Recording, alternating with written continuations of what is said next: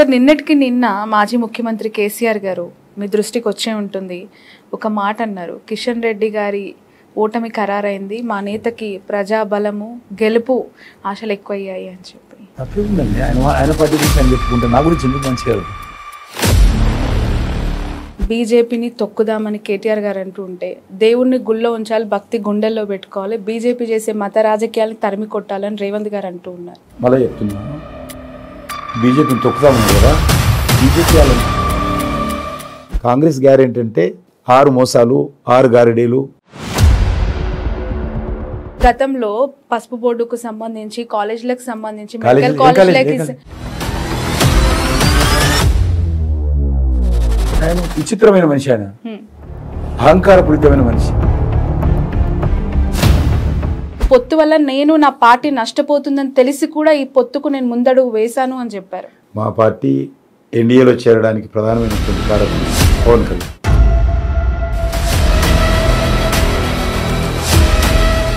ఒక మసీదుపై ఆమె బాణాన్ని ఇట్లా విల్లు పెట్టి బాణం విసురుతూ ఉన్నట్టుగా చేసిన ఒక మూమెంట్ ఏదైతే ఉందో చాలా కాంట్రవర్షియల్ స్టేట్మెంట్స్కి దారితీస్తూ ఉంది.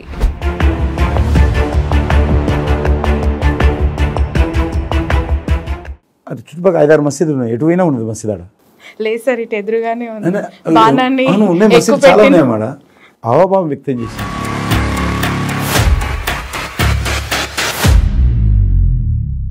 మీ పార్టీని నమ్ముకున్న కార్యకర్తలు ఉన్నారు కదా, ఇలాంటి వాళ్ళకి ఎందుకు ఇవ్వాల్సిన అవసరం? మహిళకి ఇచ్చాం కాబట్టి ఎంత పాపం చేశారు.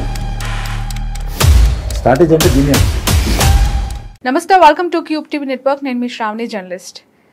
ఆ నేతని కాషాయం లేకుండా ఎప్పుడు చూసి ఉండం. తన పట్టుకుండా జెండా నడిచిన అడుగులు ఇప్పటి వరకు కూడా ఆ జెండాని వదలకుండా ప్రతి అడుగులోనూ సక్సెస్ని వెతుక్కుంటూ ముందుకెళ్తూ ఉన్నారు. సికింద్రాబాద్ పార్లమెంట్ సిట్టింగ్ ఎంపీగా మరొకసారి తన అదృష్టాన్ని పరీక్షించుకోవటానికి బరిలోకి దిగారు Kishan Reddy.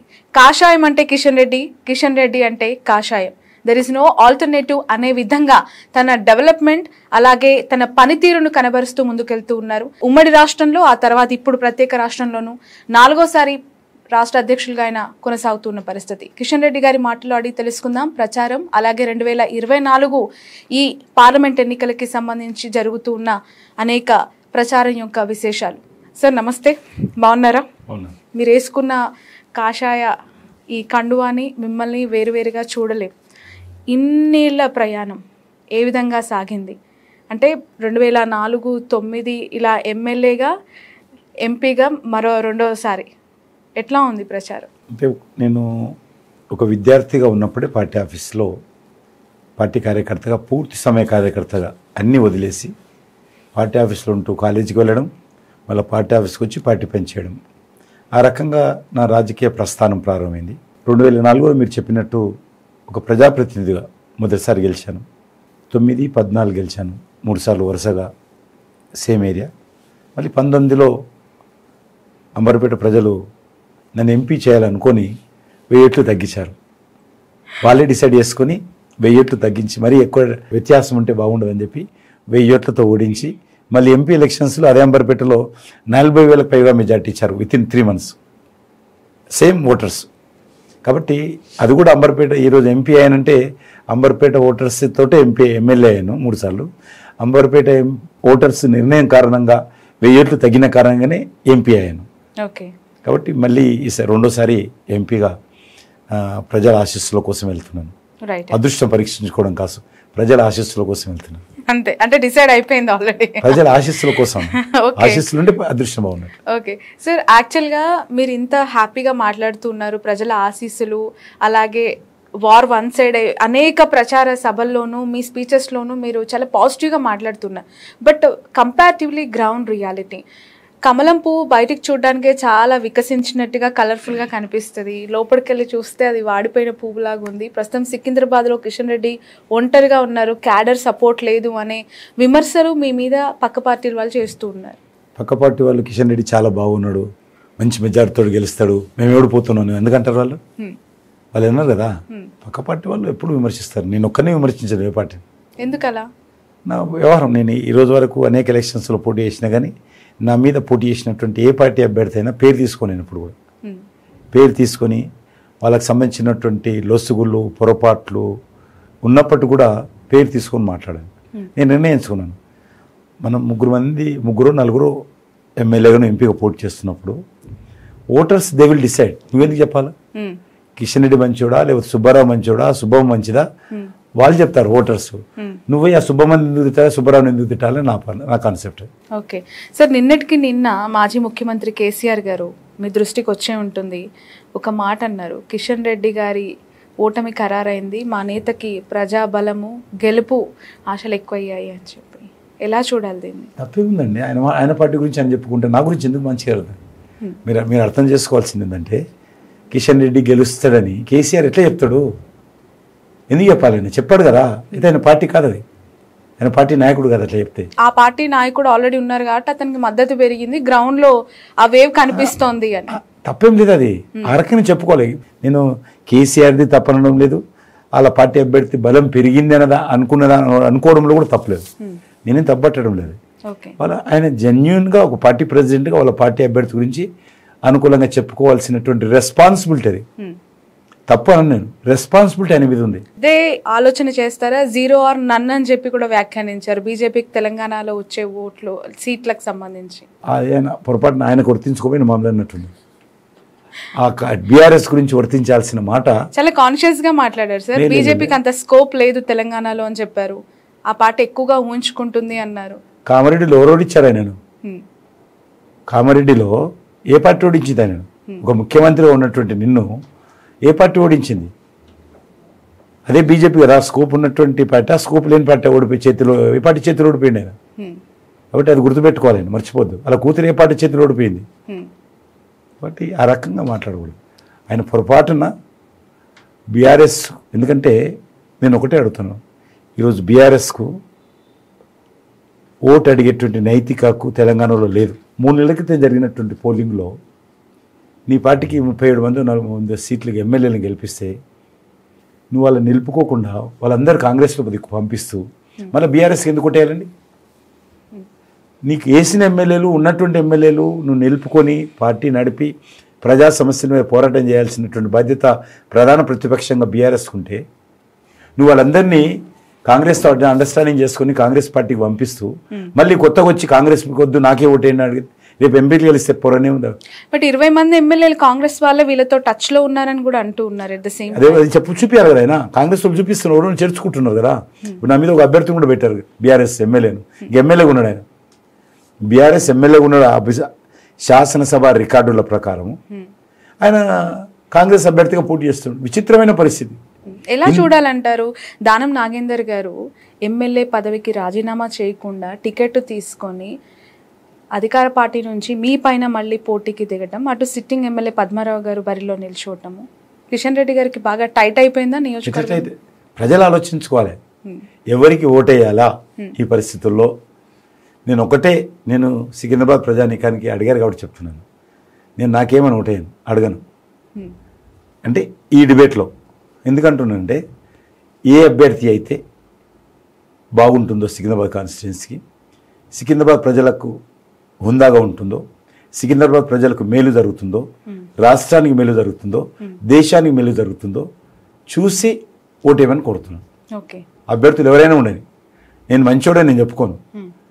People should decide, they should judge and vote for concern person. Okay sir, ఈ పార్లమెంట్ ఎన్నికల్లో బీజేపీ ఎంత ఫిగర్ ఎక్స్పెక్ట్ చేస్తోంది? Double digit. డబుల్ డిజిట్ అంటే 17లో 2 అంకెల సంఖ్య. అంటే అది 12, 13, 17కి 17 అభ్యర్థులు కాంగ్రెస్ అభ్యర్థులు ప్రకటించండి సార్. వాళ్ళతో ఉంది, మీ అభిప్రాయం మీరు చెప్పొచ్చు. ఏ సీటు గెలిస్తే ఎన్ని గెలిస్తే ఇంకా అభ్యర్థులు ప్రకటించలేదు సార్. ఇప్పుడు కిషన్ రెడ్డి గారు జనరల్ ఎలక్షన్స్ లో బీజేపీ అధికారంలోకి వస్తుంది అన్నారు, సింగిల్ డిజిట్ కి పరిమితమైంది. పార్లమెంట్ లో ఎక్కువ సీట్లు కొడతాం, డబుల్ డిజిట్ కొడతామని చెప్తూ ఉన్నారు. వాళ్ళ అభ్యర్థులతో మీకేం అవసరం సార్? మీ ఫిగర్ మీరు చెప్పండి.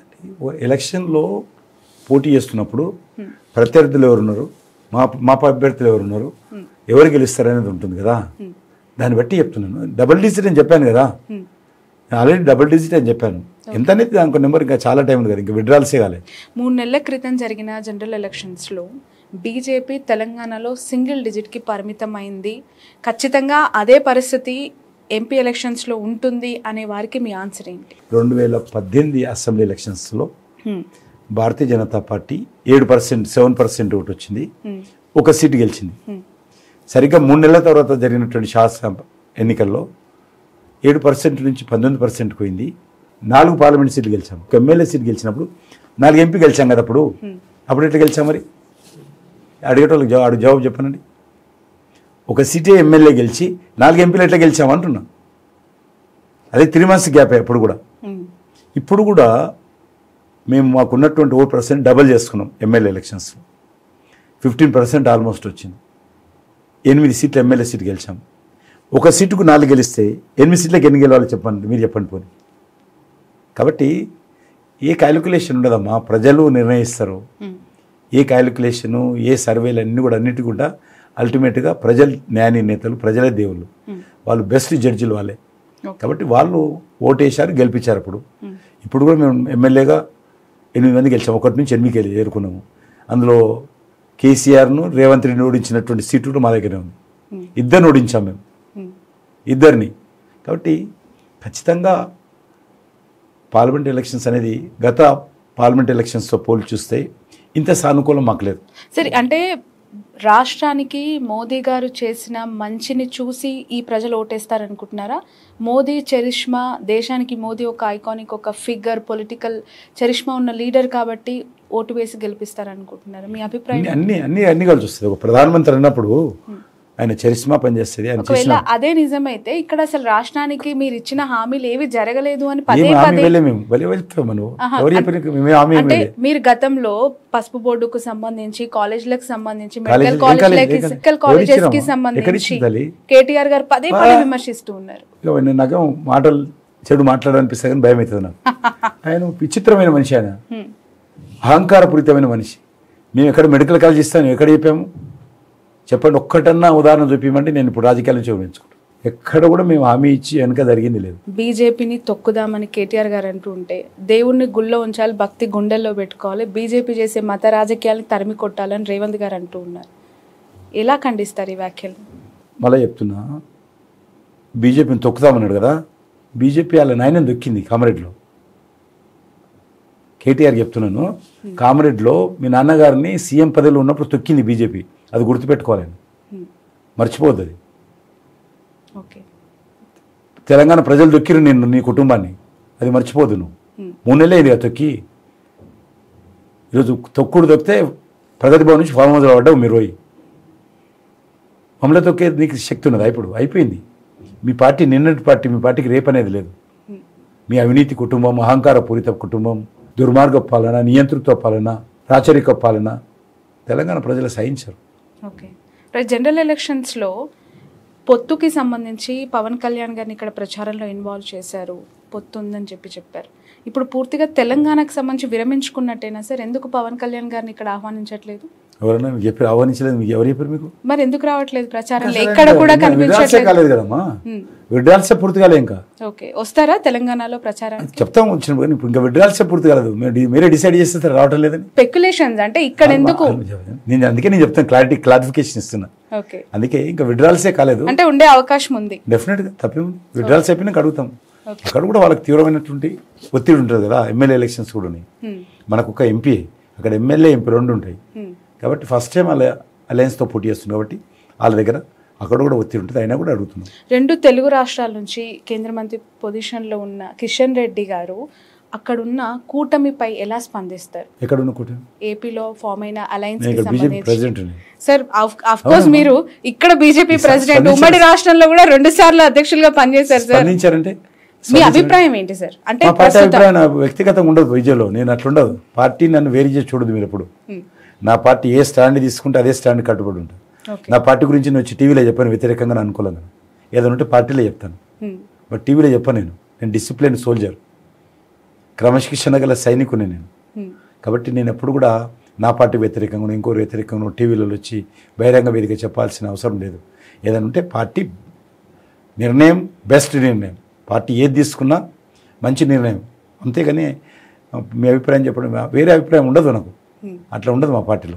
పార్టీ నిర్ణయం ఏదైనా ఉంటే రూమ్లో మాట్లాడుకుంటాం, బయటికి వెళ్ళాక అందరం ఒకటే మాట్లాడాలి. అంటే నిజంగానే ఈ సందర్భంలో ఒక క్లారిటీ మీలాంటి సీనియర్ లీడర్స్ నుంచి ఏం ఎక్స్పెక్ట్ చేస్తున్నాను, ఎందుకు అడగాల్సి వచ్చిందో కూడా నేను చెప్తాను సార్. చాలా కోల్పోయి ఈ పొత్తును ఇలా కేంద్రీకరించాల్సి వచ్చింది, ఈ పొత్తు వల్ల నేను చాలా నష్టపోయాను అని చెప్పి పవన్ కళ్యాణ్ గారు బహిరంగంగా వ్యాఖ్యానించారు. పొత్తు వల్ల నేను నా పార్టీ నష్టపోతుందని తెలిసి కూడా ఈ పొత్తుకు నేను ముందడుగు వేశాను అని చెప్పారు. అది ఆయన చెప్పే అభిప్రాయం, నేను దాని కామెంట్ చేయకూడదు.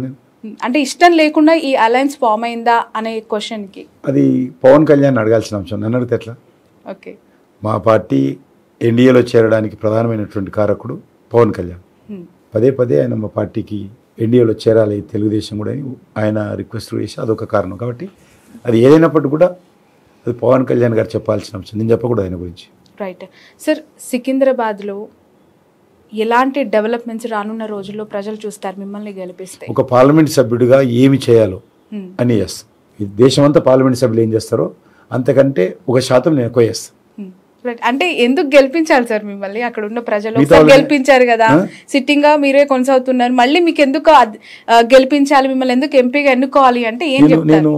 ఒక బుక్ రాశారు అండ్ రిపోర్ట్ టు పీపుల్ అని చెప్పి, మీరు చేసిన అనేక పనులు అందులో మీరు క్రోడీకరించారు. అఫ్ కోర్స్ ఆ బుక్లో చదివే ఓపిక లేని వాళ్ళకి మాటల ద్వారా మీరు... నేను గత 5 సంవత్సరాలుగా ఒక పార్లమెంట్ సభ్యుడిగా నన్ను గెలిపించి ఢిల్లీకి పంపిస్తే, నరేంద్ర మోడీ గారు నన్ను ఒక కేంద్ర మంత్రిగా చేస్తే, గత 5 సంవత్సరాలుగా మంత్రిగా అనేక రకాల దేశానికి సేవ చేశాను, తెలంగాణ రాష్ట్రానికి సేవ చేశాను, నా కాన్స్టిట్యున్సీకి సేవ చేశాను. ఏ రోజు కూడా ఈయన సికింద్రాబాద్ ఎంపీ ఒక తప్పుడు మాట మాట్లాడాడు, ఒక పొరపాటు చేశాడు, ఒక ల్యాండ్ గ్రాబింగ్ చేశాడు, ఒక కాంట్రాక్టర్ దగ్గర బెదిరించాడు, ఒక ఇల్లు ఖాళీ చేయించాడు, అక్రమ కేసులు పెట్టాడు అని ఎక్కడ కూడా తల దించుకునే విధంగా ప్రవర్తించలేను. మంచి మా కాన్స్టిట్యున్సీకి సంబంధించినటువంటి ఎంపీ కేంద్ర మంత్రిగా దేశానికి మంచి పేరు చేశాడు, దేశానికి సేవ చేశాడు. అది కల్చర్ విషయంలో కానీ, టూరిజం విషయంలో కానీ, హోమ్ మినిస్ట్రీలో కానీ, ఆర్టికల్ 370 విషయంలో కానీ, లేకపోతే కరోనా వచ్చినప్పుడు దేశానికి కరోనా కంట్రోల్ ఇన్ఛార్జ్ కానీ, అన్ని రకాలుగా నేను ఎంపీగా కూడా తెలంగాణకు కూడా అనేక రకాల డెవలప్మెంటల్ యాక్టివిటీ, నా కాన్స్టిట్యున్సీలో రైల్వే స్టేషన్లు అద్భుతంగా డెవలప్మెంట్ చేసుకుంటున్నాను. నాంపల్లి రైల్వే స్టేషన్ 350 కోట్లు, కాచిగూడ రైల్వే స్టేషన్ 450 కోట్లు, మన సికింద్రాబాద్ రైల్వే స్టేషన్ 720 కోట్లు. ప్రధానమంత్రి గారిని స్వయంగా పిలిచి వీటన్నిటి భూమి పూజలు చేయించాను. ఇక హైదరాబాద్లో ఉన్నటువంటి ఎంఎంటీఎస్ సెకండ్ ఫేజ్ ట్రైన్లు 15 సంవత్సరాల నుంచి పెండింగ్లో ఉంటే ఆ సెకండ్ ఫేజ్ అన్ని కూడా న్యాయంలో రాష్ట్ర ప్రభుత్వం డబ్బులు ఇవ్వకుండా కూడా మొత్తం కేంద్ర ప్రభుత్వం భరించి ఈరోజు ఎంఎంటీఎస్ చేశాను. అదేవిధంగా హైదరాబాద్లో టూరిజంకి సంబంధించినటువంటి activity, Golconda light and sound show, లేకపోతే arts college light and sound show, మన సంజీవ పార్కులో light and sound show, Salar Jung మ్యూజియంలో 5 కొత్త బ్లాకులు, ఎఫోగ్రఫీ కొత్త మ్యూజియం తీసుకొచ్చాను, రైల్ మ్యూజియం కొత్తది తీసుకొచ్చాను, మెంట్ కాంపౌండ్లో కొత్త మ్యూజియం మెంట్ మ్యూజియం తీసుకొచ్చాను. అదేవిధంగా హైబ్రిడ్స్లో ట్రైబల్ మ్యూజియం ఆల్రెడీ పని మొదలైంది, మొన్ననే ఊపు చేశాం నేను కేంద్ర రాష్ట్ర కాంగ్రెస్ పార్టీకి సంబంధించిన రాష్ట్ర మంత్రితో కలిసి. అదేవిధంగా హైదరాబాద్ చుట్టూ 25,000 కోట్లతోటి రీజనల్ రింగ్ కూడా తీసుకొచ్చాను. ఎక్కడ దేశంలో ఒక నా కాన్స్టిట్యున్సీకే ప్రధానమైన తెచ్చుకున్నాను.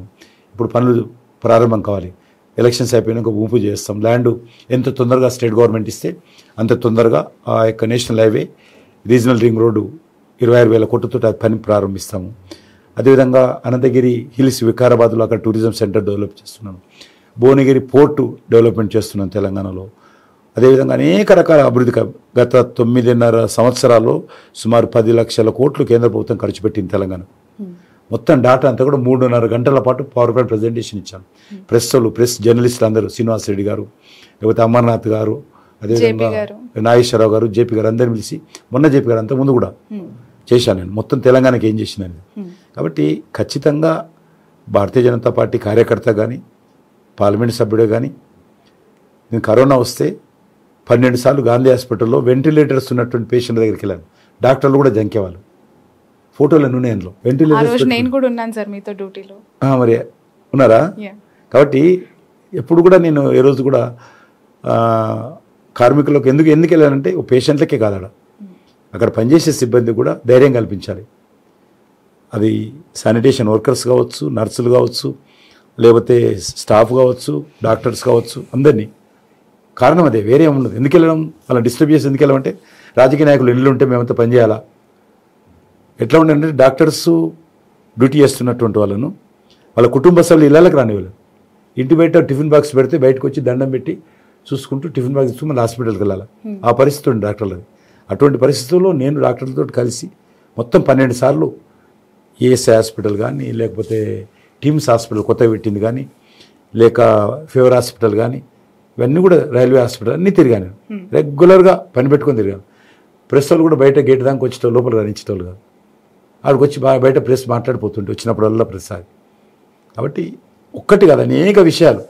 సికింద్రాబాద్కు ఒక ఎంపీగా చేయాల్సిన పని ఏదో వచ్చినా తప్పకుండా చేశాను. నేను భవిష్యత్తులో కూడా చేస్తాను.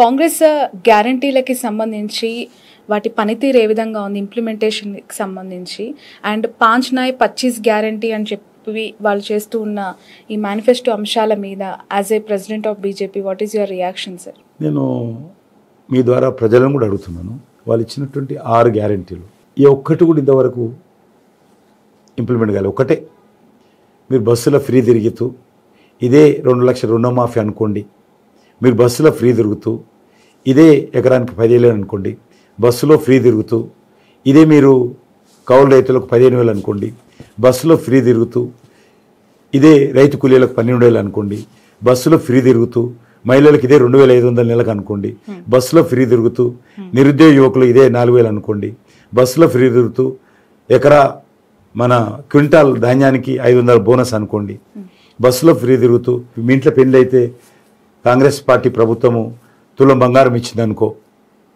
అన్నిటికీ ఒకటే సమాధానం, బస్సే. ఉదయం లేస్తే సాయంకాలం వరకు ఇంట్లో వంట చేసుకొని తిని బస్సు ఎక్కి అట్లా తిరిగేసి వచ్చి మళ్ళీ బస్సు ఎక్కి ఇంటికి వచ్చి మళ్ళీ వంట చేసుకోవాలి. ఇక అన్నీ వచ్చినాయి అనుకోవాలి ఈరోజు కాంగ్రెస్ టైంలో. కాబట్టి కాంగ్రెస్ పార్టీ 5 న్యాయ్ 25 లేకపోతే 25 న్యాయ్ 50, 50 న్యాయ్ 100 కుछ भी बोल सकते, ఏదైనా చెప్పొచ్చు, కానీ ఇంప్లిమెంట్ చేయాలి కదా. కాంగ్రెస్ గ్యారెంటీ అంటే 6 మోసాలు, 6 గారడీలు, 6 వెన్నుపోట్లు. అందులో టైం చెప్పారు, ఫ్రేమ్ 100 డేస్. అధికారంలోకి వచ్చినటువంటి 100 డేస్లు వేస్తారు. ఇప్పుడు ఆగస్ట్ 15th అంటున్నారు, నమ్మకం లేదా మీకు? ఏదంటున్నారు? యాదగిరి గుట్ట ఒకటే చెప్పారు, అది కూడా ఒకటే, మిగతా అన్నీ చెప్పలే. ఒక 2 లక్షల రుణమాఫీ ఒకటే చెప్పాడు, మిగతా చెప్పడం లేదు. అది కూడా మొత్తం చెప్పలేదు పాపం. ఎందుకంటే నేను ఎందుకు చెప్తానంటే, టీఆర్ఎస్ ఉన్నప్పుడు ఇచ్చినటువంటి స్కీమ్స్ ఉంటాయా, తీసేస్తారా చెప్పలే, అది చెప్పాలి. నెంబర్ 1, టీఆర్ఎస్ ఉన్నప్పుడు స్కీమ్స్ అమలు చేస్తున్నప్పుడే టీఆర్ఎస్ ప్రభుత్వానికి ఆర్థిక వనరులు లేక ఇబ్బంది పడి జీతాలు ఇవ్వలేని పరిస్థితిలో ఉండేది. ఈరోజు కూడా అదే పరిస్థితి ఉన్నది, ఏం మార్పు లేదు. ఇంకా అదే అదనంగా 420 గ్యారంటీలు, 420 హామీలు ఇచ్చారు తెలంగాణ ప్రజలకు, అది చేస్తాం ఇది చేస్తామని. ఇంకా 100 రోజులు అయింది, ఎలక్షన్స్ ఉన్నాయి కాబట్టి ఎలక్షన్స్ అయిపోయినాక అన్నీ ఒక్కొక్కటి రోజు ముఖ్యమంత్రి గారికి, రాజీవ్ గాంధీకి జ్ఞాపకం చేస్తాము భారతీయ జనతా పార్టీ. సార్, రాష్ట్రంలో 3 పార్టీలకి సంబంధించి 3 స్టేట్మెంట్లు ప్రజలని ఈ ఎన్నికల వేళ తికమక పెడుతున్నాయి అనిపిస్తోంది. బీజేపీ నేతలేమో కాంగ్రెస్కి కౌంటర్లు ఇస్తుంటారు, బీఆర్ఎస్ నేతలేమో కాంగ్రెస్ అంటే సాక్షాత్తు మాజీ ముఖ్యమంత్రి, ఆ పార్టీ అధినేత నిన్నటికి నిన్న 20 మంది కాంగ్రెస్ ఎమ్మెల్యేలే మాతో టచ్లో ఉన్నారు అని చెప్పి ఆయన అంటున్నారు. కేటీఆర్ గారేమో ఎంపీ ఎలక్షన్స్ అయిపోయినాక రేవంత్ రెడ్డి అండ్ టీం పోయి బీజేపీలో జాయిన్ అవుతుంది అని చెప్పి చెప్తూ ఉంటారు. బీఆర్ఎస్ కాంగ్రెస్ ఒకటేనని బీజేపీ నేతలు అంటుంటారు. ఏం సార్ ఈ కన్ఫ్యూజన్ పాలిటిక్స్ ఈ స్టేట్ లో ఎందుకు? రిపోర్టర్ కదా, మీరు ఒక రీసెర్చ్ చేయండి పోయి. మీరు చెప్పండి సార్, మీ మాటల్లో చెప్పండి అసలు ఏం జరుగుతోంది.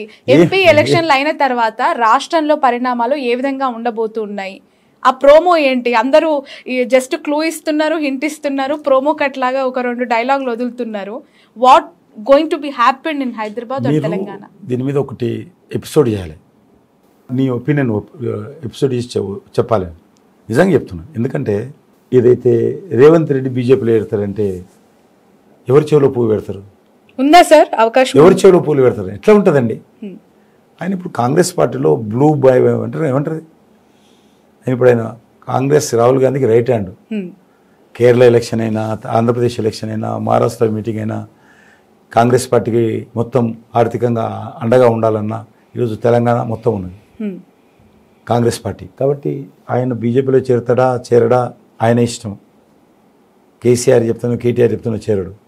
కాబట్టి రేవంత్ రెడ్డిని అడిగాను, మీరు కలిసినప్పుడు ఇంకా అవకాశం వస్తే చేరుతున్నారా అని అడగండి. అది నేను జవాబులు చెప్పాను, నాకైతే తెలియదు. ఆ రేవంత్ రెడ్డికి సంబంధించి మీ పార్టీకి సంబంధించిన నేత ధర్మపురి అరవింద్ వస్తే స్వాగతిస్తాము, ఆయన చాలా సమర్థవంతమైన నాయకుడు, రావాలని కోరుకుంటున్నానని చెప్పారు. నేను కూడా వస్తే చేసుకుంటాం బీజేపీ. సార్ మేము జర్నలిస్టులం సార్, తప్పేముందమ్మా జర్నలిస్ట్ అయితే లేదా? మీ నాయకుల ఇష్యూస్ మధ్య మమ్మల్ని ఎందుకు లాగడం కదా, ఎవరైనా చేర్చుకుంటాం అంటాను మంచి వాళ్ళు. అంటే ముఖ్యమంత్రికి సంబంధించి ఆయన సమర్థుడు, కాంగ్రెస్ అసమర్థ పార్టీ, బీజేపీ సమర్థవంతమైన పార్టీ, సమర్థుడైన నాయకుడు ఎవరు చేర్చుకుంటాం అంటున్నారు, ఎవరు వచ్చినా అంటున్నా నేను. ఓకే, నిన్ను కూడా ఎందుకు అంటే నిన్నంటే జర్నలిస్ట్ అంటలేను, ఒక సిటిజన్ గా ఎవరు వచ్చినా చేర్చుకుంటాము.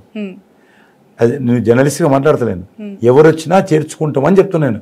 మంచి వాళ్ళు వచ్చినా చేర్చుకుంటాము. రేవంత్ రెడ్డి వస్తే కూడా అది తప్పకుండా ఆలోచన చేస్తారు పార్టీ. అది కానీ వస్తాడా రాదా అని మీరు ఆయన అడగాలి, నేను అడగాను. వస్తే మాత్రం మీరు ఆహ్వానిస్తారు. నేను ఎవరైనా చేర్చుకుంటా అంటే మళ్ళీ వస్తాను గమ్మతం. రేవంత్ రెడ్డిని ఎవరైతే ఉందమ్మా, రేవంత్ రెడ్డి ఎవరిచ్చినా మా పార్టీలో నా అలాగనే మెంబర్ చేయాలి. నువ్వు చేరినప్పుడు ఎట్లుంటుందో ఆయన వచ్చినప్పుడు అంతే ఉంటుంది, పెద్ద తేడా ఏమి ఉండదంట. పార్టీ మెంబర్షిప్ కోసం అడుగుతున్నా, చేర్చుకోవడంలో. చేర్చుకున్న తర్వాత ఏ రకంగా ఉంటే తర్వాత విషయం. సరే, పార్లమెంట్ ఎన్నికలు అయిపోయిన తర్వాత బీఆర్ఎస్ పార్టీ గెలుచుకునే సీట్లని బట్టి పొత్తు అనే అంశం తెర మీదకి రాబోతోంది. ఇప్పుడు లోపాయికార ఒప్పందం కొనసాగుతుంది బీఆర్ఎస్ కి బీజేపీకి అనే వారికి. ఇప్పుడు ఏం తిట్టాలి నేను చెప్పాలను? ఏ భాష మాట్లాడాలి? తిట్టలేని అంటున్నారు సార్, మళ్ళీ ఏం తిట్టాలంటున్నారు? ఏం భాష మాట్లాడాలో చెప్పండి. ఇంత దద్దమ్మ భాషలు మాట్లాడేవాడు చెప్తే దాన్ని ఎట్లా కలుస్తారండి? ఎప్పుడన్నా మేము కలిసామా టీఆర్ఎస్ తోటి మా జీవితంలో? కాంగ్రెస్ పార్టీ మేము అంటున్నా కదా, దానికి సాక్ష్యాలు ఉన్నాయి. నువ్వు అలా అంటున్న మాటగా ఒక సాక్ష్యం చెప్పుకొని బీజేపీ బీఆర్ఎస్ ఎక్కడ కలిసింది ఈరోజు? కాంగ్రెస్ టీఆర్ఎస్ కలిసిన 1,90,000 చెప్తాను నేను. ఎలక్షన్స్లో కలిసి పోటీ చేశారు ఈ లోకాలంలో. కేంద్రంలో కాంగ్రెస్ పార్టీ ప్రభుత్వంలో మంత్రిగా పనిచేశాడు కేసీఆర్. బీఆర్ఎస్ ప్రెసిడెంట్గా ఉండి టీఆర్ఎస్ ప్రెసిడెంట్గా ఉండి మంత్రిగా పనిచేశాడు. ఇక్కడ హైదరాబాద్లో కాంగ్రెస్ పార్టీ ప్రభుత్వం ఉంటే ఇదే హరీష్ రావు వీళ్ళందరూ కూడా కాంగ్రెస్ ప్రభుత్వంలో మినిస్టర్ అయ్యాడు.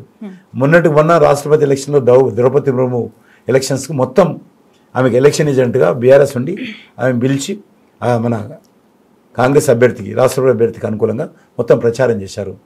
ఢిల్లీకి పోయి కాంగ్రెస్ పార్టీలో మెర్జ్ చేస్తామని చెప్పాడు. నేను కూడా చెప్పాడు కదా, నిన్న టీవీలో చెప్పినట్టు మెర్జ్ చేస్తామని అనుకున్నామని. మెర్జ్ చేస్తానికి ఒప్పుకున్నాడు. సోనియా గాంధీ కాళ్ళు మొక్కారు కుటుంబ సభ్యులు 1 by క్యూలో అయ్యి. నేనెప్పుడు వాళ్ళతో కలిశాను చెప్పండి? వాళ్ళు కలిశారు, వాళ్ళు మెర్జ్ చేసుకుంటామన్నారు, ఎన్నికల పొత్తు పెట్టుకున్నారు, అధికారాన్ని పంచుకున్నారు. ఆయన కాంగ్రెస్ పార్టీ ముఖ్యమంత్రి ఉంటే గెలిచిన వాళ్ళని అక్కడ పంపించిర్రు, అక్కడ సాయం చేసుకున్న కాంగ్రెస్ పార్టీ గెలిచిన ఎమ్మెల్యేలు టీఆర్ఎస్ ఎమ్మెల్యేలందరినీ కాంగ్రెస్లో పంపించారు. మళ్ళీ కేసీఆర్ ముఖ్యమంత్రి కానీ కాంగ్రెస్ ఎమ్మెల్యేలందరినీ కాంగ్రెస్ వాళ్ళు ఈయన దగ్గర పంపించారు. మళ్ళీ ఇప్పుడు రేవంత్ రెడ్డి ముఖ్యమంత్రి కానీ మళ్ళీ కేసీఆర్ వాళ్ళ ఎమ్మెల్యేలందరినీ మళ్ళీ కాంగ్రెస్ పంపిస్తున్నాడు. వాళ్ళకు పంపించేటివి తెప్పించుకునే ఇచ్చిపుచ్చుకునే ఉన్నాయి, మా దగ్గర ఏం లేవు. ఉంటుందా సార్ తెలంగాణ గవర్నమెంట్ 5 ఏళ్ళు కాంగ్రెస్ పార్టీ పాలిస్తుందంటారా? తప్పేముందాం, నమ్మకం నేను చెప్పను. అది నేను అట్లా ఏది కూడా మాట్లాడను. అంటే బట్ ఒకటి మాత్రం చెప్పగలను, కేసీఆర్ గద్దె దిగడానికి 10 సంవత్సరాలు పట్టింది, కాంగ్రెస్ గద్దె దిగడానికి 5 సంవత్సరాలు చాలు. నెక్స్ట్ బీజేపీ తప్పకుండా. కేసీఆర్ గద్దె దిగడానికి 10 సంవత్సరాలు పెట్టింది, కాంగ్రెస్ గద్దె దిగడానికి 5 సంవత్సరాలే చాలు. ఇక 3 సంవత్సరాలు అంటే లేదు. 5 సంవత్సరాల తర్వాత ఖచ్చితంగా బీజేపీ అధికారంలోకి వస్తుందంటారు? 100%. వస్తే ముఖ్యమంత్రి ఎవరు? కిషన్ రెడ్డి గారు. ఎలక్షన్ రాలేదు కదా. వస్తే సార్ మీ అజంప్షన్ సార్ వస్తుంది 5 ఏళ్ల తర్వాత వస్తుంది కూడా కావచ్చు సార్. మోదీ ఇది దోస్తులు అనుకున్న వారిని రైట్స్ చేస్తుంది, జైల్లో వేస్తుంది, పదే పదే పదే. సార్ ఇది పాత క్వశ్చన్ కావచ్చు కానీ ఆన్సర్ లేని క్వశ్చన్. పదే పదే పదే పదే ఒక ముఖ్యమంత్రి కూతురికి కూడా బెయిల్ రాకుండా అడ్డుకుంటున్నది బీజేపీ. ఇప్పటికి నేను నిన్న రోజు ప్రతి ఇంటర్వ్యూలో ఇదే వస్తుంది క్వశ్చన్. మార్చండి కొద్దిగా మీరు ట్రాక్. ఒకసారి ఒక నిమిషం అండి, ఒక పార్టీ నుంచి కానీ ఒక వ్యక్తి నుంచి కానీ ఒకసారి క్లారిఫికేషన్ వచ్చినాక క్లియర్గా మళ్ళీ అదే క్వశ్చన్ అడగడం చికాకేస్తుంది, పనికిరాని క్వశ్చన్లు. అంటే ఇక ప్రతిసారి మీ ఏజెండా మా మీద రుద్దడం ఏంది? బెయిల్ రాకుండా అడ్డుకుంటుందా బీజేపీ? న్యాయస్థానం అమ్మది, కోర్టు, సుప్రీంకోర్టు, హైకోర్టు. ఏదైనా ఇప్పుడు నేను తీసుకుపోయారనుకో, అరెస్ట్ చేసి తీసుకుపోయారనుకో, రేపు నా అడ్వకేట్ వాదిస్తాడు కదా ఆ సాక్ష్యం చూపిమని. సాక్ష్యం చూపించకుండా జడ్జి నాకు జైల్లో పంపించడానికి వెళ్ళలేదు కదా. ఎవరైనా సాక్ష్యం చూపించాలి కదా, నేరం చేసిన సాక్ష్యం చూపిస్తేనే జైలుకు పంపిస్తారు. జైలుకు పంపడం అంత ఈజీ కాదు. పోలీసు వాళ్ళు చెప్తానో లేకపోతే ఇంకెవరు అనుకుంటానో, సుబ్బారావు అనుకుంటానో కాదు. అది ఖచ్చితంగా ఎవరైనా ప్రైమ్ ఆఫీసీ ఉండాలి, ఆధారాలను కోర్టు ముందు ఉంటేనే మనం జ్యుడిషియల్ కస్టడీకో లేకపోతే పోలీస్ కస్టడీకో ఇస్తారు. కాబట్టి ఉన్నదా లేదా లేకపోతే ఎందుకు పంపిస్తారన్న? కోర్టు అంత గుడ్డిదా? న్యాయస్థానాలు, న్యాయమూర్తులు, న్యాయవాదులు అంత పనికిరాని వల్ల గవర్నమెంట్ అనుకుంటే ఇష్టమని ఏదైనా చేయొచ్చు. ఇది ప్రజాస్వామ్య రాజ్యం. గవర్నమెంట్ అనుకుంటే ఎవరిని వాళ్ళని జైల్లో పెట్టడానికి ఉండదు. కోర్టు ముందు చూపించాల్సి వస్తుంది సాక్ష్యాలు. తప్పుడు సాక్ష్యాలు అయితే చెప్పానండి, వాళ్ళ అడ్వకేట్లను చెప్పానండి, బెయిల్ వస్తుంది. గవర్నమెంట్ తప్పుడు సాక్ష్యాలు పెట్టింది, ఆరోపణలు తప్పుడు ఆరోపణలు అంటే జడ్జి డెఫినెట్గా నువ్వు ప్రెస్ కాన్ఫరెన్స్ పెట్టి చెప్పు, లేకపోతే ఇదని చెప్పు, కోర్టు ఇదని చెప్తుంది, ఇన్ని ఫోన్లు పగలగొట్టాను, తప్పు అయింది, తప్పు కాదు పగలగొట్టలేదని చూపించమని చెప్పండి. ఎందుకు రోజు ఒక ఫోన్ పగలగొట్టాల్సి వచ్చింది? ఎందుకు ఢిల్లీకి వెళ్ళాల్సి వచ్చింది? ఇక్కడ దోచుకున్నది కాకుండా ఢిల్లీకి వెళ్ళి దోచుకుంటారా? కాబట్టి ఈడీ మేము పెట్టిందా? కాంగ్రెస్ ఉన్నప్పుడు పెట్టింది. సిబిఐ మేము పెట్టిందా? కాంగ్రెస్ ఉన్నప్పుడు పెట్టింది. అప్పుడు ఎన్ని పొలిటికల్ కేసులు ఉన్నాయి, ఇప్పుడు ఎన్ని పొలిటికల్ కేసులు ఉన్నాయి. అప్పుడు 3% ఉన్నాయి పొలిటికల్ పార్టీకి సంబంధించినటువంటి వారి మీద ఇన్వెస్టిగేషన్ చేస్తున్నాయి, ఇదే ఆ కరప్షన్ మీద. ఇప్పుడు కూడా అన్నీ ఉన్నాయి. కాంగ్రెస్ హయాంలో కూడా జైలుకి వెళ్ళారు కదా, కాంగ్రెస్ మంత్రులు జైలుకి వెళ్ళారు కదా. ఎందుకే చేసింది? ఇప్పుడు ఈడీ సిబిఐ చేసింది కదా. అప్పుడు కూడా కాంగ్రెస్ మంత్రులు ఉన్నప్పుడు ఎవరమ్మా ఎవరు వెళ్ళారు? మన్మోహన్ సింగ్ మంత్రులు జైలుకు, మినిస్టర్స్, రాజా ఇట్ట వేరు కదా, తమిళనాడు వీళ్ళంతా జైలుకి వెళ్ళారు కదా. వీళ్ళందరూ మినిస్టర్ ఉన్నప్పుడు, మినిస్టర్ ఉన్నప్పుడే జైలుకి వెళ్ళారు. అప్పుడు ఇదే ఈడీ కదా. మరి అప్పుడు మీ గవర్నమెంట్ మీద ఇన్వెస్టిగేషన్ చేసి మీరు జైలు పంపితే మంచోళ్ళు, ఇంకో గవర్నమెంట్ మీద ఇంకో పొలిటికల్ మీద ఇన్వెస్టిగేషన్ చేస్తే తప్ప ఈడీ. కాబట్టి ఇవన్నీ అనవసరపు రాద్ధాంతాలు తప్ప ఏం లేదు. ఎక్కడ కూడా భారతీయ జనతా పార్టీకి సంబంధం ఉండదు.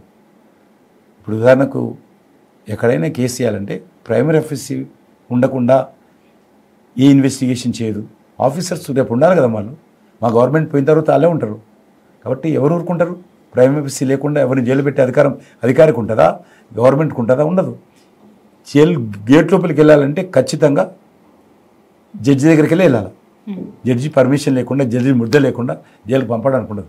కాబట్టి జడ్జి రెస్పాన్సిబిలిటీ దీనికి. సార్, చాలా యంగ్ ఏజ్లో మీరు పాలిటిక్స్లోకి వచ్చారు, బీజేపీలో అంచెలంచెలుగా ఎదుగుతూ ఈ స్థాయికి వచ్చారు. ఇంత డౌన్ టు ఎర్త్, ఇంత సింప్లిసిటీ ఎలా సాధ్యం కిషన్ రెడ్డి గారికి? మీ ఇంటికి వచ్చాను, కావ్య గారితో కూడా చాలా సందర్భాల్లో వచ్చి మాట్లాడడం జరిగింది. పెద్ద పెద్ద విల్లాలు, ట్రిప్లెక్స్ హౌసెస్లో ఉన్న మినిస్టర్లను, ఎమ్మెల్యేలను చూస్తూ ఉంటా, కేంద్ర మంత్రిగా ఒక ఫ్లాట్ అపార్ట్మెంట్లో అదే ఇంట్లో కొనసాగుతున్నారు, అదే simple life style. How it possible? ఎందుకు మీ లైఫ్లో మార్పులు చోటు చేసుకోలేదు? అంటే మాకు తీవ్రమైనటువంటి పని ఒత్తిడితో ఇవన్నీ ఆలోచన చేసే టైం కూడా లేదు. నేను 40 years నుంచి ఇదే టెన్షన్లో బ్రతికాను, ఇదే టెన్షన్తో పార్టీ పనిచేస్తున్నాను, ఇదే తీవ్రమైనటువంటి ఒత్తిడిలో పనిచేస్తుంటాను. ఏ స్థాయిలో ఉన్నప్పుడు ఆ స్థాయిలో కూడా ఎప్పుడు కూడా పార్టీ గురించి ఆలోచన చేస్తూ ప్రోగ్రామ్స్. ఇప్పుడు మంత్రి అయినాక ఇంకా ఒక దిక్కు తెలంగాణ ప్రెసిడెంటు, ఇక్కడ సికింద్రాబాద్ ఎంపీ, 3 కేంద్ర శాఖలు, క్యాబినెట్ మినిస్టరు, అది కాకుండా మళ్ళీ నాకు పార్టీ గవర్నమెంట్ అలగలగ అనేక కార్యక్రమాలు పెడుతుంది. ఇవన్నీ చేయడంలో కొద్దిగా అంటే తప్పకుండా అవన్నీ సెటరేట్ అవుతాయి. రైట్. మీ ఈ పదవులన్నీ కూడా అంటే ఇన్ని రూల్స్ అండ్ రెస్పాన్సిబిలిటీస్ చెప్పారు కదా, కామన్ పీపుల్తో డిటాచ్మెంట్ ఏమైనా క్రియేట్ చేశాయా? తప్పకుండా. నేను అంటే నన్ను ఎట్లా కంపేర్ చేస్తారంటే, నేను ఒక ఎమ్మెల్యే ఉన్నప్పుడు అంబర్పేటలో, ఇప్పుడు ఎంపీగా ఉన్నప్పుడు అది కంపేర్ చేస్తున్నారు అంబర్పేట ప్రజలు కానీ బయట వాళ్ళు కానీ. అంబర్పేట ఎమ్మెల్యే ఉన్నప్పుడు నాకు ఏం పని లేకుండేది. మున్సిపల్ ఆఫీస్కి వెళ్తుంటే, లేకపోతే పార్టీ ఏదైనా మీటింగ్ ఉంటే జిల్లాకు వేస్తుంటే, లేకపోతే సెక్రటరీకి వెళ్తుంటే, నా Amberpet constituency office, party office, లేకపోతే నా లోకమే అంబర్పేట. ఉదయం 8 గంటల నుంచి 11 గంటలు తిరుగుతుంటే, సాయంకాలం 6 గంటల నుంచి 8 గంటల 9 గంటల వరకు తిరుగుతుంటే. ఇప్పుడు అట్లుండే కదా తల్లి, దేశానికి మంత్రి నేను. ఇప్పుడు ఒకటి మదన పడుతుంటా నేను ఈ అవకాశం వచ్చింది కదా మంత్రిగా. దేశంలో 30 మందిలో నేను ఒకరిని, దేశం మొత్తంలో 30 మంది కేబినెట్ మినిస్టర్స్ ఉంటారు, అందులో నేను ఒక్కడిని. కాబట్టి ఆ 30 మందిలో ఒక్కడిని చూసుకొని దేశానికి సేవ చేద్దునా, ఇది వదిలేసి అమర్పేటలోనే సికింద్రాబాద్లో ఉండాలనా అనేటువంటిది ఎప్పుడు మదన పడుతుంటాను. అందరికీ రాదు కదా, నీకు వచ్చింది కదా, కష్టపడు అనేది వాళ్ళ మనసు నాకే చెప్తుంటుంది, ఒకసారి సరిదిద్దుతుంటారు. బట్ ఈ సందర్భంలో వాళ్ళకి మీరు ఒక ఆన్సర్ ఇవ్వాల్సి ఉంటుంది కదా, వాళ్ళు ఏదైనా మీ ప్రజెన్స్ కోరుకున్నప్పుడు. తప్పకుండా. ఫోన్ ఉంది కదా తల్లి, ఇంట్లో నుంచి ఫోన్ చేయొచ్చు నువ్వు. నేను ఢిల్లీలో ఉన్నా, నేను ఎక్కడ దేశానికి వెళ్ళలేదు అనుకో, ఒకటే సోరు యునైటెడ్ నేషన్స్కు అడ్రస్ చేయడానికి పివి నరసరావు తర్వాత తెలుగువాడిగా నేను ఒక్కనే అడ్రస్ చేశాను. టూరిజం మంత్రి పోయి అడ్రస్ చేశాను కీనోట్ అడ్రస్. ఆ రోజు తప్ప నేను ఆ దేశం విడిచి కూడా ఎక్కడ పోలేదు. కాబట్టి ఎవరైనా సరే ఫోన్లో అందుబాటులో ఉంది కదా. నా ఆఫీస్ ఉంటుంది, నేను ఉంటా, మా పిఏలు ఉంటారు, మొత్తం మా ఇల్లు ఉంటుంది. ఎక్కడ కూడా మేము ఆఫీస్ తాళమేము, మా పిఏ అందుబాటులో ఉంటాడు. ఏ పని ఉన్నా నాకు వెంటనే చెప్తాడు. నాకు కూడా ప్రజలు ఫోన్ చేస్తుంటారు, వాళ్ళకి రెస్పాండ్ అవుతుంటాను. ఢిల్లీలో పని ఉంటే ఢిల్లీ, ఇక్కడ ఆఫీసర్స్ ఉంటే పని, మున్సిపల్ ఆఫీస్లో లోకల్ ఇష్యూస్ అందుబాటులో ఉన్నాం. ఈరోజు ఫోన్ వచ్చిన తర్వాత ఫిజికల్ పెద్ద ప్రాబ్లం లేదు. కాబట్టి బట్ మీ వాక్యూమ్ అంటే మీ absence-లో ఈ వాక్యూమ్ని బాగా ఫిల్అప్ చేయగలిగారు. వీళ్ళు నాకు బాగా సపోర్ట్ చేయగలిగారు మీ పొలిటికల్ లైఫ్లో మీరు బిజీగా ఉన్నప్పుడు అంటే ఎవరి గురించి చెప్తారు? పార్టీ కార్యకర్తలే. ఓకే. నా పార్టీ కార్యకర్త ఇంత ఎత్తుకు ఎదిగిన ఇంత పెద్ద నాయకుడైనా మీలో ఒక గర్వం కానీ ఒక అహం కానీ కిషన్ రెడ్డి గారు ఎప్పుడు చూడలేదు. అఫ్కోర్స్ ఇన్ ఫ్యూచర్ కూడా చూస్తామని అనుకో. ఆ కాషాయ జెండా ఏం నేర్పించింది? ఆ కాషాయ జెండా ఏం గుర్తు చేస్తుంది మీకు? మీలాంటి ఎంతోమంది కార్యకర్తలు ఇన్స్పైర్ అవుతూ ఉంటారు. ఏం చెప్తారు, ఏం మెసేజ్ ఇస్తారు వాళ్ళకి? నేను ఎప్పుడు కూడా రేపు అనే దాని గురించి ఆలోచించాను. ఈరోజు నాకు పార్టీ ఏదైతే బాధ్యత పెట్టిందో దానికి న్యాయం చేయాలనేటువంటి ప్రయత్నం తపన పడతాను. దాని ఫలితాలు ఏది ఉంటుందో పార్టీ చూసుకుంటుంది. నేను మొన్న ఎలక్షన్స్లో స్టేట్ ప్రెసిడెంట్ కావాలను. నాకు ఇష్టం లేకపోయినా పార్టీ ఆదేశం వరకు ఒక మాట కూడా జవాబు చెప్పకుండా స్టేట్ ప్రెసిడెంట్ రెస్పాన్సిబిలిటీ తీసుకోగానే మున్సిపల్ అసెంబ్లీ ఎలక్షన్ దృష్టిలో పెట్టుకున్నాను. ఉన్నంతలో కొంతమంది పార్టీ వదిలిపోయారు, రకరకాల వాదనలు ఆరోపణలు అన్నీ వచ్చినా కూడా పార్టీకి మించి ఏం లేదు. పార్టీ ఏది చెప్తే ఈరోజు ఎంపీగా పోటీ చేయాలా వద్దా పార్టీ నిర్ణయిస్తుంది. నేను అడగను, నేను టికెట్ అడగల, మినిస్టర్ అడగల, ఇప్పటివరకు అడగను, ఏది కూడా అడగను. నాకు మినిస్టర్ కావాలని ఎవరిని కూడా అడగలేదు. ఓకే, అది ఎలా సాధ్యం? మీరు ఎవరిని అడగరు, ఏ పైరవి చెయ్యరు. But why Kishan Reddy only? మీకు బీజేపీ అధ్యక్ష పదవి ఇష్టం లేదన్నారు, అది వచ్చింది. అండ్ మీకు కేంద్ర బలవంతాన్ని ఇచ్చారు. ఎందుకు సార్ బలవంతాన్ని ఇచ్చారు? ఇప్పుడు బరువుగా ఫీల్ అవుతున్నారా, బాధ్యతగా ఫీల్ అవుతున్నారా? రెండు ఉంటాయి.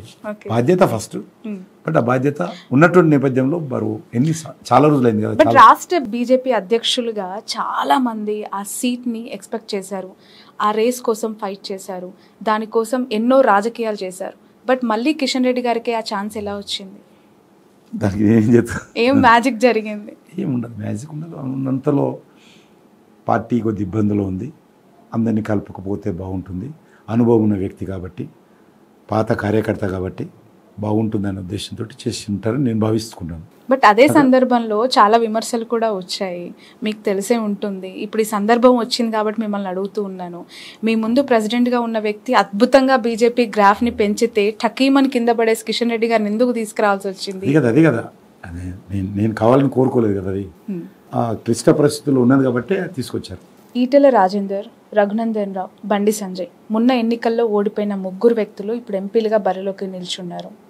అఫ్కోర్స్ అంతకుముందుసారి అంబర్పేట నుంచి మీరు ఓడిపోయినా మళ్ళీ ఎంపీగా గెలిచారు, మీరు మొన్న పోటీ చేయలేదు. ఈ ముగ్గురు వ్యక్తులకు సంబంధించి 3 నెలల గ్యాప్తో ఏం పాజిటివిటీస్ గెయిన్ అయి ఉంటాయి సార్? అక్కడ చెల్లని రూపాయి ఇక్కడ చెల్లుతుందా అనే క్వశ్చన్కి మీరు ఇచ్చే ఆన్సర్ ఏంటి యాజ్ ఎ ప్రెసిడెంట్? అంటే గత 5 ఏళ్ల క్రితం ఉన్న పరిస్థితులు ఇప్పుడు ఉంటాయా? ఎందుకు ఇప్పుడు చూస్తారు కదా మీరు, ఇంకా ఎన్నో ఒక 1 మంతే కదా తల్లి, ఒక నెల రోజుల్లోనే మళ్ళీ నువ్వు ఇంటర్వ్యూ రాదని చెప్తాను. అంటే నేను ఎందుకు అడుగుతున్నాను అంటే సార్, నేను వాస్తవం నువ్వు అనేది కరెక్ట్, ప్రశ్నలు వస్తున్నాయి కాబట్టి చెప్తున్నాను. మీ ద్వారాని చెల్లుతుందా లేదా నెల రోజుల తర్వాత జరిగేటువంటి పోలింగ్ రోజు తెలిసిపోతుంది. ఇప్పుడు సర్వే చేస్తే తెలుస్తుంది కదా. నమ్మొచ్చా సార్ సర్వేలని? నమ్మొచ్చా? మీరు నమ్ముతారా? ఒక సర్వే నమ్మొచ్చు, 10 సర్వేలు వచ్చినప్పుడు నమ్ము, ఒక సర్వే నమ్మకపోవచ్చు. అనేకమైనటువంటి పరస్పర విరుద్ధమైనటువంటి సంస్థలు కూడా చేసిన సర్వేలలో సానుకూలంగా ఉన్నప్పుడు నమ్మకుంటే ఎట్లుంటుంది? అల్టిమేట్గా కొన్ని బోకస్ సర్వేలు ఉంటాయి, కొన్ని ఇంట్లో కూర్చొని తయారు చేస్తారు, కంప్యూటర్లోనే సర్వే చేసుకుంటారు వాళ్ళే ఇంట్లో కూర్చొని. కొంతమంది సెల్ ఫోన్లో ఫోన్ చేసి కనుక్కుంటారు, కొంతమంది ఫిజికల్గా పోతారు. కాబట్టి మొత్తం నమ్మినా నమ్మకపోయినా నేను తిరుగుతున్నాను కదా, నాకు తెలుస్తుంది కదా నా ఫీడ్బ్యాక్.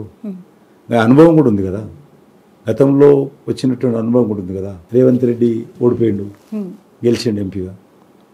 అదేవిధంగా బండి సంజయ్ ఓడిపోయిండు, గెలిచిండు. నేను ఓడిపోయాను, గెలిచాము. ఉత్తమ్ కుమార్ రెడ్డి ఓడిపోయిండు, గెలిచిండు. కాబట్టి ఉదాహరణలు ఉన్నాయి కదా, ఒకటి ఉదాహరణ లేదనుకోవడం తప్పు. ఓకే, ఖచ్చితంగా జనరల్ ఎలక్షన్స్కి, ఎంపీ ఎలక్షన్స్కి అయితే మార్పు. ఎలక్షన్స్లో ఒకటి, శాసనసభ ఎలక్షన్స్లో మా అభ్యర్థులు కానీ మా కార్యకర్తలు డోర్ టు డోర్ పోతే ఈ ఎలక్షన్ వదిలేయడం వలన పెద్ద ఎలక్షన్స్ వస్తే పెద్ద ఓటు మీకు ఇస్తాము, మోడీ గారికి మీకు ఇస్తామని అప్పుడే చెప్పారు. ఎలక్షన్లు అప్పుడే డోర్ టు డోర్ వెళ్తున్నప్పుడే చాలామంది ఈ ఎలక్షన్స్లో దయచేసి మమ్మల్ని మీరేమనుకోవద్దు, మేము మీకు ఏదలుచుకోలేదు. ఇప్పుడు పెద్ద ఎలక్షన్ మోడీ గారి ఎలక్షన్ వచ్చినప్పుడు, ఢిల్లీ ఎలక్షన్ వచ్చినప్పుడు మీకు వేస్తామని కూడా చెప్పిన వాళ్ళు కొన్ని లక్షలు ఉన్నారు తెలంగాణలో. ఓకే సార్, మీరు ప్రచారం స్టార్ట్ చేసినప్పటి నుంచి ఇప్పటి వరకు door to door campaigns, jeep rallies ఎన్నో రకాలుగా మీ ప్రచారం కొనసాగిస్తున్నారు కదా. ఇక్కడ కొత్తగా అధికారంలోకి వచ్చిన కాంగ్రెస్ పార్టీ యొక్క లోటుపాట్లు మీ దృష్టికి ఎక్కువగా ఏమొచ్చాయి సార్? అసలు ఇంకా ప్రభుత్వం ఇంకా స్టార్ట్ కాలేదనుకుంటున్నాను. ఉదాహరణకు నేను ప్రభుత్వం ఫెయిల్ అయింది, కానీ వాళ్ళు ఇచ్చిన హామీలను జ్ఞాపకం చేస్తున్నాను. మీరు 100 రోజులు అమలు చేస్తామన్నారు కదా, ఎవరు అడగలే. 100 రోజుల్లో చేయమని ఎవరు అడిగారా? మీరు అప్పుడే చెప్పేది 6 నెలలు సంవత్సరం అనకుండా 100 days అని మీరే చెప్పారు కదా. ఆ మాట నిలబెట్టుకోవాల్సిన బాధ్యత అవ్వలేదు. నేను కాంగ్రెస్ని ఏమంటున్నానంటే, ఎవరైనా ప్రజలు మీ ఆఫీస్కి వచ్చి ఎట్టి పరిస్థితుల్లో ఈ పెట్టండి, మీరు 100 రోజులు చేయండి, అప్పుడే మీకు ఓట్లు వేస్తాం అని చెప్పారా? ఈ గ్యారంటీలో ఓట్లు వేశారు ప్రజలు. కేసీఆర్ పోవాలని కోరుకున్నారు. ఆల్టర్నేటివ్గా ఉన్నటువంటి పరిస్థితుల్లో వాళ్ళు అనేక సంవత్సరాలుగా కాంగ్రెస్ పార్టీ రాష్ట్రంలో అధికారంలో ఉంది, మంచి పర్సనాలిటీస్ ఉన్నారు పార్టీలో. మేము ఇప్పుడు కూడా అధికారంలో లేము తెలంగాణలో, ఏ రోజు కూడా మేము అధికారం రాలేదు ఇప్పటివరకు. కాంగ్రెస్ పార్టీ 60 సంవత్సరాలు పరిపాలించింది. ఈ తెలంగాణలో కూడా నాయకులు ఉన్నారు, ఓట్ బ్యాంక్ ఉంది. కాబట్టి వాళ్ళు మాకంటే ఎక్కువ విశ్వాసం కల్పించడంలో సక్సెస్ అయ్యారు. కాబట్టి మేము అనేక రకాలుగా కొన్ని నిర్ణయాలు తీసుకోవడంలో కూడా కొన్ని పొరపాటు జరుగుండొచ్చు, కానీ వాళ్ళు సక్సెస్ అయ్యారు, గెలిచారు. మీరు హామీ ఇచ్చారు కాబట్టి నేను అమలు చేయాలంటున్నాను. ఈరోజు హైదరాబాద్లో వాటర్ సమస్య ఉంది, ఎవరు పట్టించుకునే పరిస్థితి లేదు.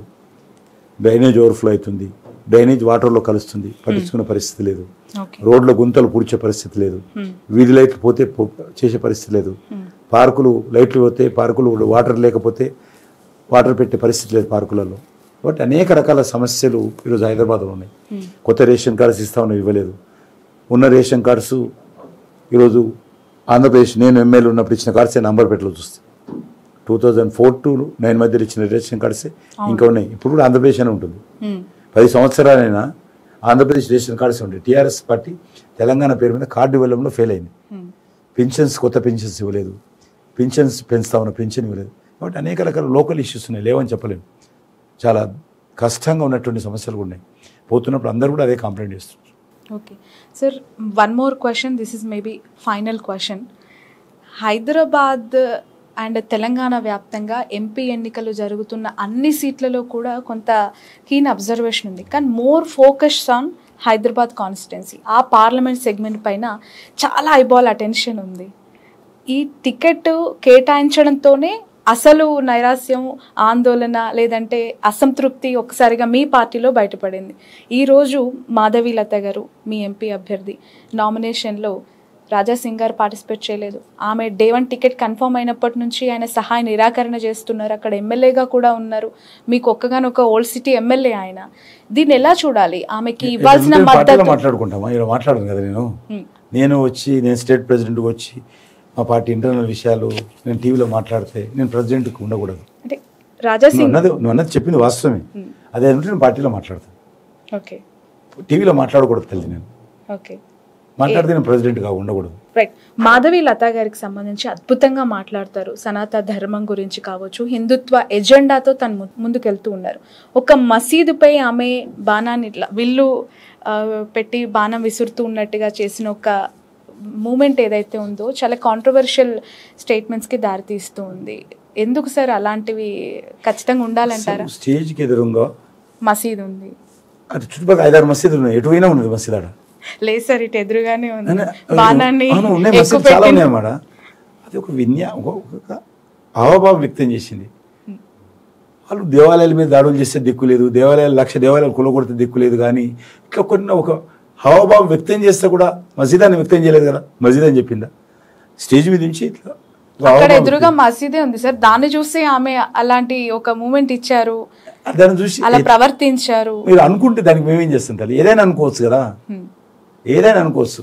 ఇప్పుడు అనేక దేవాలయాలు కూలగొడుతుంటే దిక్కులేదు, దాన్ని మాట్లాడరు.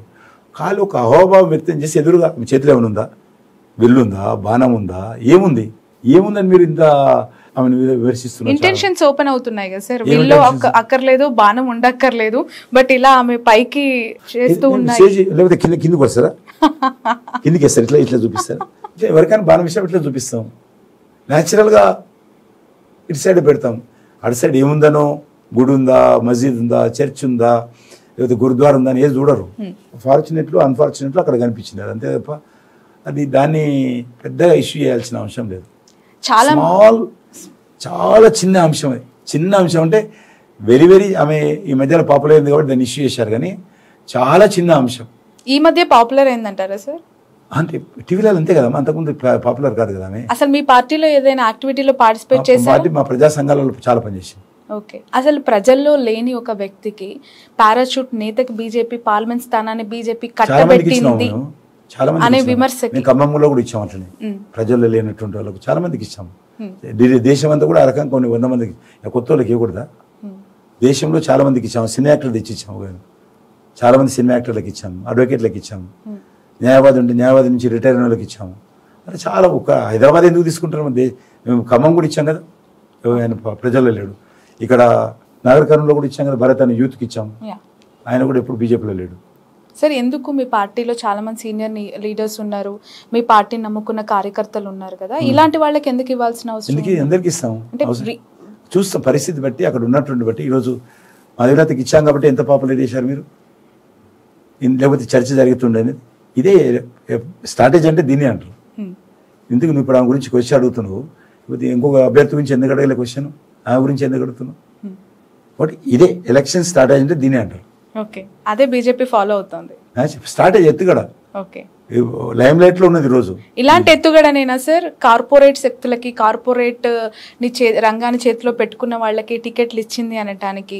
స్టార్ హాస్పిటల్స్ లో భాగం ఉన్న బూరా గారికి, అపోలో నుంచి విశ్వేశ్వరరావు గారికి, అలాగే విరించి అయిన మాధవి గారికి టికెట్స్ ఇచ్చింది, ఆస్తులు డబ్బులు ఉన్న వ్యక్తులకే కేటాయించింది. బూరా నర్సే కదా డబ్బులు ఎవరు చెప్పారు, రాంగ్ చూస్తున్నాడు తెలియదు. ఆయన పెట్రోల్ వచ్చే డబ్బు లేదు ఆయన, పెట్రోల్. ఇలాంటి విమర్శలు మీ పార్టీ మీద వస్తుంది. చిన్న చిన్న విషయాలు వార్తలలో ఎంతమంది ఇస్తున్నారమ్మా. మీరు బీజేపీ అంటాలకు మీరు అన్ని చూస్తారు. కాంగ్రెస్ పార్టీ ఉదాహరణకు మా ఉద్యాన గారు ఒక మాట అనేవారు, మనం తెల్ల షర్ట్ లాంటిది, తెల్ల షర్ట్ మీద చిన్న ఇంకు పడ్డా కూడా అదే చూసినా ఇంకు పడ్డది, ఇంకోటి 10 మంది అంటారు. అదే పూల షర్ట్ వేసుకున్నారు అనుకోండి, ఆ పూల షర్ట్ మీద రంగు పడితే ఇంకో ఫ్యాషన్ అయిపోతుంది. కాంగ్రెస్ పార్టీ అట్లా, కాంగ్రెస్ పార్టీ పూల షర్టు రంగురంగులు ఉంటుంది, అందులో ఇంకు పడ్డా కూడా ఇంకో ఫ్యాషన్ అవుతుంది, వాళ్ళకేం కాదు. మాకు చిన్న మరక పడ్డా కూడా 10 మంది ప్రశ్నిస్తే జాగ్రత్తగా ఉండాలని చెప్పేవాడు మనకు. మనం వైట్ షర్ట్ లాంటి వాళ్ళం, మన పార్టీ చిన్న పొరపాటు చేసి అడుగుతారని. కాబట్టి కార్పొరేటు వాళ్ళు ఎంతమందికి ఇచ్చితే ఇది లేదు. టీఆర్ఎస్ టికెట్ ఇచ్చినాక తీసుకుపోయి కాంగ్రెస్కి ఇచ్చారు, అది అడగరు మీరు వాళ్ళని.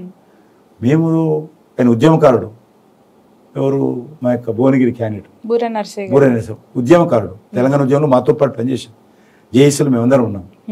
ఆయన పార్టీ నుంచి ఆయనకు టికెట్ ఇవ్వకపోతే బయటకు వచ్చాడు లాస్ట్ ఎలక్షన్స్లో, మా దగ్గరికి వచ్చాడు. ఇప్పుడు ఎమ్మెల్యే టికెట్ అడిగితే కాలేదన్నారు. అదేవిధంగా ఇతనైతే కేసులు పెట్టింది గవర్నమెంట్ విశ్వేశ్వరరెడ్డి మీద, కాబట్టి ఆయన మా పార్టీకి వచ్చాడు. మా పార్టీలోకి వచ్చినాక కేసులు పెట్టింది. కాబట్టి పెద్దగా ఆయన వ్యక్తిగత ఆస్తులు కావే, కుటుంబ ఆస్తులు, అలా భార్య ఆస్తులు అపోలో హాస్పిటల్ సంబంధించిన, ఆమెకు ఈయనకు సంబంధం ఉండదు. సార్, ఒక ఓపెన్ ఆన్సర్ ఈ క్వశ్చన్కి మీ నుంచి జెన్యూన్గా ఎక్స్పెక్ట్ చేస్తున్నాను. బీజేపీ రాష్ట్రంలో ఎక్కువ సీట్లు గెలుచుకోవటానికి బీఆర్ఎస్కి సుపారీ ఇచ్చింది అనే కమెంట్కి మీ ఆన్సర్ ఇంతకుముందే చెప్తే కదా, ఇచ్చిందా? అలాంటి పరిస్థితి ఉందా? మీరు ఎట్లా ఊహిస్తారు అంటున్నా, ఎట్లా ఊహిస్తారు? ఎందుకు డమ్మీ క్యాండిడేట్లను దింపుకున్నారు? నువ్వే చెప్తే ఇప్పుడు అద్భుతమైన క్యాండిడేట్ నువ్వే చెప్తివి, ఒక పక్క ఇలాంటివి, ఇంకో పక్క ఇలాంటివి. అందుకే తల్లి నేను అందుకే ఇటువంటి దాన్ని పట్టించుకున్నాను. అవన్నీ జవాబు చెప్తూ పోతే ఇదే నడుస్తుంది డిస్కషన్, ప్రజల పనికొచ్చి ఇదే ఉండదు. ఇటువంటి ఇంటర్వ్యూస్లలో కానీ ఎక్కడ కానీ ఇవే అడుగుతున్నాను, నాకు అదే బాధ అనిపిస్తుంది. నేను 3 రోజుల నుంచి ఇవే చెప్తున్నాను. నువ్వు అడిగిన ఇంటర్వ్యూస్లలో ఇదే అందరు ఇదే పట్టుకుని వస్తున్నారు, ఇదే చెప్పాల్సి వస్తుంది. అందుకే బాధ అనిపిస్తుంది. వేరే ఉద్దేశం మీరు ఏమనుకోవద్దు. ఏముంటుంది చెప్పు, సుపారీ అంటే వాడెవడో అనగానే మీరు మమ్మల్ని వచ్చి అడుగుతారు. సుపారీ ఏముంటుందమ్మా? ఇది రాజకీయ పార్టీ, ప్రజలు ఓట్లేయాలి. కేసీఆర్ చెప్తేనో ఓట్లు పడతాయా, లేకపోతే నేను చెప్తేనో ఓట్లు పడతాయా?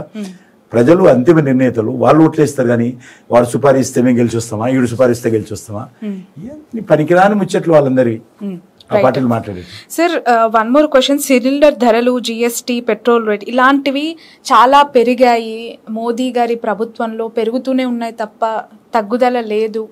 గెలుపు పైన ఖచ్చితంగా ప్రభావం చూపిస్తాయి అనే క్వశ్చన్ మీ ఆన్సర్ ఏంటి? ప్రతి ఎలక్షన్స్లో ఎన్నికలకు ముందు నిత్యావసర వస్తువుల ధరలు ఎజెండా ఉండేది. ఇప్పుడు ఏదైనా పార్టీ మాట్లాడిందా చెప్పము? ఏడ ధరలు పెరిగాము. పెట్రోల్ ధర 3 సార్లు తగ్గించాము. 3 సార్లు తగ్గించాము, మళ్ళీ పెరగలే. గవర్నమెంట్ ఆఫ్ ఇండియా 3 సార్లు తగ్గించి రాష్ట్ర ప్రభుత్వాలకు విజ్ఞప్తి చేసింది, మళ్ళీ మీరు కూడా తగ్గించుకోండి, మేము కొద్దిగా తగ్గించాము, మీకు కూడా అంతే లాభం వస్తుంది కదా. కేంద్ర ప్రభుత్వానికి వచ్చే పని ఎంత, మీరు కూడా అంతకంటే ఎక్కువ వేశారు. ఒక తెలంగాణ, ఆంధ్ర తప్ప అన్ని తగ్గించారు, అన్ని రాష్ట్రాలు. కాబట్టి ధరలు పెరగలే ఎక్కడ కూడా. నిత్యావసర వస్తువులు మీరు ఎప్పుడైనా షాప్కి పోతే తెలుస్తుంది. నిత్యావసర వస్తువులు ధరలు పెరగలేదమ్మా. 10 సంవత్సరాలకున్న ధరలు చూడండి, ఇప్పుడు చూడండి. పెట్రోల్ అంటే అది వేరే విషయం, పెట్రోల్ డీజిల్ తప్ప మిగతా చూడండి. నిత్యావసర ధరలు పెరిగాయి సార్. కందిపప్పు రేట్ ఎంత ఉండేది?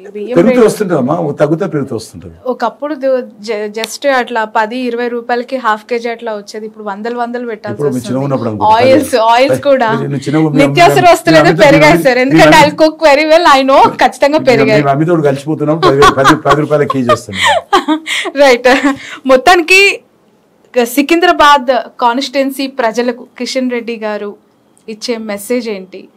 తప్పకుండా సికింద్రాబాద్ ప్రజల ఆశీస్సులతో పార్లమెంట్ సభ్యుడు గెలిచిన తర్వాత ఒక పార్లమెంట్ సభ్యుడిగా సికింద్రాబాద్ కాన్స్టిట్యున్సీకి ఏ రకంగా సేవ చేయాలో తప్పకుండా మరింత అంకిత భావంతో సేవ చేస్తాను.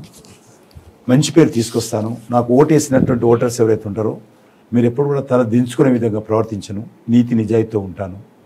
ప్రజలకు అందుబాటులో ఉంటాను. కష్టకాలంలో ఉన్నప్పుడు ఉంటాను. కొన్ని లక్షల మంది, అంటే ఆల్మోస్ట్ 50 లక్షల మంది ఉంటారు ప్రజలు. ఓటర్సే 21 లక్షలు ఉన్నారు, కానీ ప్రజలు 50 లక్షలు ఉంటారు నా కాన్స్టిట్యున్సీలో. కాబట్టి 50 లక్షలకు వ్యక్తిగతంగా నేను కలవలేకపోవచ్చు, కానీ 50 లక్షలకు సంబంధించినటువంటి నిర్ణయాలలో తప్పకుండా నేను భాగస్వామి. ప్రతి విషయం, చిన్న విషయంలో కూడా భాగస్వామి ఉంటాను. 50 లక్షల మందితోటి వ్యక్తిగత సంబంధాలు పెట్టుకొని వ్యక్తిగతమైనటువంటి అవసరాలు పరిష్కారం చేయడంలో వీలు కాకపోవచ్చు. ఎందుకంటే గతంలో ఉన్నటువంటి ప్రభుత్వము, టీఆర్ఎస్ ప్రభుత్వము మాకు ఏ రకంగా సహకారం అందించలేదు. ఒక పార్లమెంట్ సభ్యుడైనటువంటి మినిమం ఇంగిత జ్ఞానం కూడా ప్రభుత్వానికి ఉండేది కాదు. కానీ తప్పకుండా నేను ఒక కేంద్ర మంత్రిగా ఉన్నప్పటికీ ఆ రకమైనటువంటి సహకారం అందించకుండా నేను అనేక రకాల డెవలప్మెంట్ యాక్టివిటీస్ తీసుకురావడం జరిగింది. భవిష్యత్తులో కూడా అదేవిధంగా నేను మరింతగా నా పార్లమెంట్ ఆఫీస్ ఓపెన్ చేశాను. మా ఇక్కడనే కాన్స్టిట్యున్సీలో ఉంటాను. నేను ప్రజలకు అందుబాటులో ఉంటాను. ఎవరు వచ్చినా కలుస్తుంటాను. నాకు దగ్గర రావడానికి ఇంటర్వ్యూస్ కూడా అవసరం లేదు. వాకిన్ ఇంటికి వచ్చిన, హైదరాబాద్లో ఇంట్లో ఉన్న, ఆఫీస్లో ఉన్న వాకిన్ వచ్చి నన్ను కలవచ్చు. కాబట్టి భవిష్యత్తులో కూడా ఇదే రకంగా ప్రజలకు అందుబాటులో ఉండి మన కాన్స్టిట్యున్సీ సంబంధించి ఒక పార్లమెంట్ సభ్యుడిగా ప్రజలకు ఏ రకమైనటువంటి మీరు ఎక్స్పెక్టేషన్ చేస్తున్నారో అదేవిధంగా పార్లమెంట్ సభ్యుడిగా నా బాధ్యతలు మరి నేను నిష్ఠగా, క్రమశిక్షణగా నా బాధ్యత నిర్వర్తిస్తాను. కాబట్టి ఆశీర్వదించాల్సిందే కోరుతున్నాను. రైట్. సీనియర్ మోస్ట్ లీడర్గా కిషన్ రెడ్డి గారి మాటల్లో మోదీ గారి గురించి ఒక మాటలో చెప్పాలి అంటే ఏం చెప్తారు?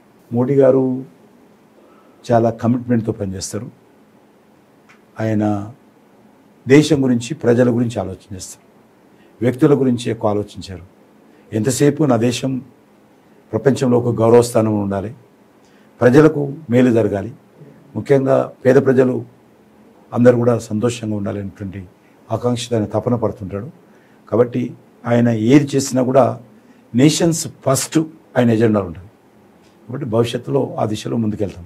Okay, right. Thank you so much sir. Wish you all the best, wish you all the success. మీరు అనుకున్న రకంగా మీ రాజకీయ జీవితం కొనసాగాలి. మీరు వేసే ప్రతి అడుగులో సక్సెస్ మీ దరి చేరాలని మనస్ఫూర్తిగా కోరుకుంటున్నాం. మా కిషన్ రెడ్డి గారు, ప్రజలందరి కిషన్ రెడ్డి గారు ఇప్పుడు, ఎప్పుడు, ఎప్పటికీ అలానే ఉండాలని. Wish you all the best. So ఇది బీజేపీ రాష్ట్ర అధ్యక్షులు, సికింద్రాబాద్ సిట్టింగ్ ఎంపీ, అలాగే 2024 పార్లమెంట్ ఎన్నికల్లో బీజేపీ పార్టీ నుంచి పోటీ చేస్తున్న అభ్యర్థి కిషన్ రెడ్డి గారి స్పెషల్ ఇంటర్వ్యూ చూస్తూనే ఉండండి క్యూబ్ టీవీ. ఇప్పుడు ఆపరేషన్ లేకుండానే మోకాళ్లకు ప్లాస్మా ట్రీట్మెంట్, మీ ఆర్థోపెడిక్ సమస్యలన్నిటికీ రోబోటిక్ టెక్నాలజీ ద్వారా తక్కువ ఖర్చుతో శాశ్వత పరిష్కారం, ఫ్రీ కన్సల్టేషన్, ప్రతి ట్రీట్మెంట్ పై 20% డిస్కౌంట్. ఈ ఆఫర్ కొద్ది రోజులు మాత్రమే, త్వరపడండి. V9 hospitals 9281465842.